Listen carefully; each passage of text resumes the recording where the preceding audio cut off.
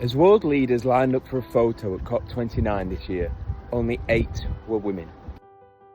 Let's look at gender in international affairs. Here I mean the social construction of gender and the implications that stem from it. Consider the phrase innocent women and children, which has been written into policy making. It implies that women have the same level of agency as children, and somehow men are guilty in this narrative. This narrative therefore has negative implications for both men and women. In 1987, Elstein's Women and War asked you to consider the narratives which present men as just warriors and women as beautiful souls. To understand this further, why don't we look at the statues outside Leeds train station? Here we see the strong masculine figure with a clear role in society, the just warrior, or the intelligentsia, the thinking man, advancing knowledge, creating policies and legislation. Finally, the feminine, beautiful soul.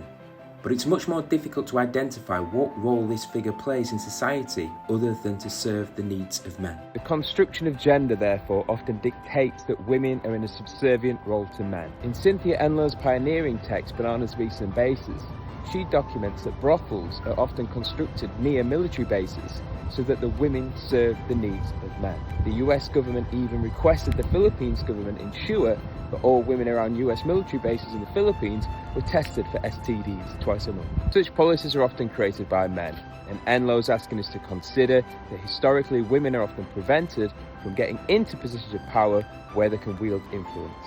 This helps us explain why only 8 women are present at COP29, because the social construction of gender and implications that stem from it continue to shape international affairs. Critics argue that such approaches often overstate the importance of gender and downplay other concepts such as class and race. Adam Jones argues that men are often portrayed as power brokers in these narratives, whereas they may be just as exploited as women by the capitalist system. Post-colonial feminists have challenged Western feminism for portraying women in the so-called global south as having very little agency. I'll leave you with this. Consider from the start of this series I've been wearing a dress and lipstick. Same content, just wearing a dress and lipstick. How would that have impacted on your perception of the knowledge claims that I'm putting forward? I raise this to highlight the social construction of gender and the implications that stem from it.